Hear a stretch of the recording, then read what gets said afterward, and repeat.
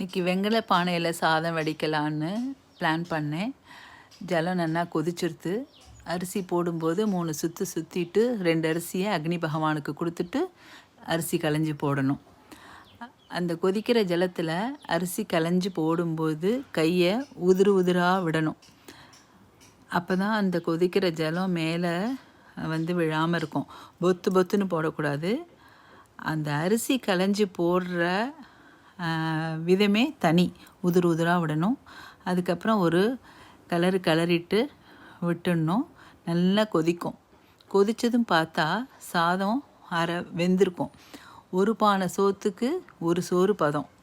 ஒன்று எடுத்து பார்த்தா அரிசி வெந்தது தெரியும். கொஞ்சம் அரை வேக்காடுலேயே எடுத்துட்டு கஞ்சியை வடிச்சுட்டாக்க சாதம் அந்த வெங்கல பானை சோட்டுக்கு கரெக்டாக பொலன்னு ஆகிடும்.